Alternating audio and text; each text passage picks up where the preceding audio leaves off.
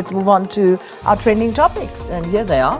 Hashtag Zuma. And of course, this announcement that's going to be made later this morning, as Leanne just indicated, we will be bringing that to you live here on Morning Live. Should, from what we understand, be made at 7:30. This was so crazy yesterday because I think everyone in the newsroom was scrambling to just get from correctional services what time the announcement was going to be made. And then they said, well, today is the deadline. It will be made today. Time was never given. So you can imagine journalists on the beat sitting, waiting. And then, of course, it's this morning. Yeah, a little press release comes out late at night saying we will make an announcement in the morning. So it was a day. I mean, I had the TV on all the way through, and so I don't know what time, just in the background, waiting, watching, and then I realized I don't think anything's coming now. Anyway, so that's the big trending topic, and people are talking to that as well. Santaco. So Santaco, that taxi strike in Cape Town, we're seeing a deal has been reached. They've got an agreement, and you know, this is it. So hopefully we'll be able to now see, which we have. We crossed over to our reporter Tule Joke in the first bulletin this morning that taxi services are resumed, the commuters are back in the taxis, but it's been a very, very tough week on the roads, and we've seen a lot of destruction taking place. We've seen lives lost, and we've seen just really some things you don't want to see coming out of the city of Cape Town, but it seems that things have now been agreed. It's a lot, you know, and I can't help but think, okay, so we go back to normal now because the strike has been called off. But the reality is people have been set back quite, you know, heftily in their livelihoods. People were not able to go to work. But more than that, people have lost their lives here. Indeed. And that is the crux of it all. And a lot of people shook up. I mean, with people being shot on the roads, stones being thrown at vehicles and cars. I mean, you can never ever take those things. That's why I say that the things that we saw coming out of Cape Town are just devastating. There has to be accountability for that. And, you know, anything less would be an abject failure. There has to be accountability. Yeah, indeed. One way or another. But, hey, you know, I don't know. Okay. Let's park that. Moving on to the next one is hashtag Pearl Tusi. So, hashtag Pearl Tusi. What is going on in this? Hopefully, you know, the thing is about Zimbabwe.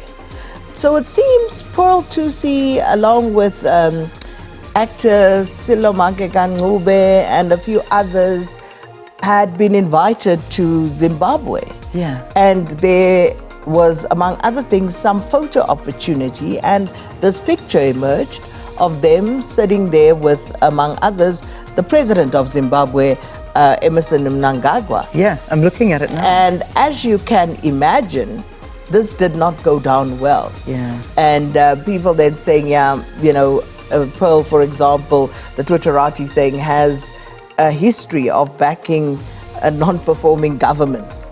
Because then someone went and pulled out a picture of Pearl in an ANC T-shirt, and you know, the internet never forgets. So people were just doing all of that. They were doing all of that. And so this is why Pearl is trending, and people saying Pearl Tusi is about her stomach. Whatever is going to fill her stomach, she's there. She'll go so there. This is why Pearl. I see Hopewell Chinono has written and put the picture out there and tweeted. This is what he's had to say. Okay, oh my goodness, I'll say goodness. Those journalists and South African celebrities, including Pearl Tusi, on a propaganda tour in Zimbabwe on a mission funded by Zunaid Moti, are now wearing Mnangagwa's scarves. This is very unethical for any journalist to do this, let alone be on a trip funded by a well-known crooked businessman. Embedded prepaid journalism. Note, that's a tweet I'm reading. It's from Hopewell Chinono, but that's the photograph, and everybody's sort of like, I'm not happy about this. So that's why Pearl's trending. Right, Moving on to the next one, hashtag Niger. And this is, you know, one that we are keeping our eye on, the latest developments in the west of the continent. So ECOWAS had that meeting yesterday, that summit that was held in the Nigerian capital, Abuja. And basically, they had already indicated that they would possibly go over to use force to restore democratic rule in Niger.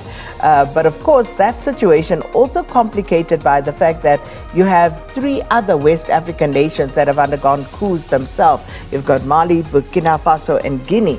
And the leaders there saying, well, they would be willing to lend a hand to Niger if need be. So seemingly things still tense there. We saw the other day the US, they kind of weighed in, but were not, fully gung-ho about what their position there is. Also because they have troops there. So does France. And it's just all happening it's a complicated in that area. And what does it all center around? Uranium.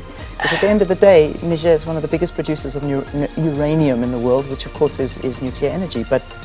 And that's hence the interest. You always, if it was anything else, there would be no interest, and you know that. Well, I do think there's a little bit more to it. Certainly if you there's look more at to what's it, but when you happening look at in Francophone Africa, and if you look at the countries that I mentioned where the coups have taken place, they do have that in common. Yeah. So it remains to be seen whether there would be a broader movement that will unfold in that part of the continent, or whether the powers that be, the Western powers that have vested interest there, would actually start to crack down more seriously. Well, that's the big story, and it is one. It is a very big story to watch. But certainly, Western interests and they're sort of hand in all of this in France and you name it. But it's a very big story. But that's the latest on ECOWAS and Niger, and we'll continue to monitor that one. So that wraps up all of our trending topics for now.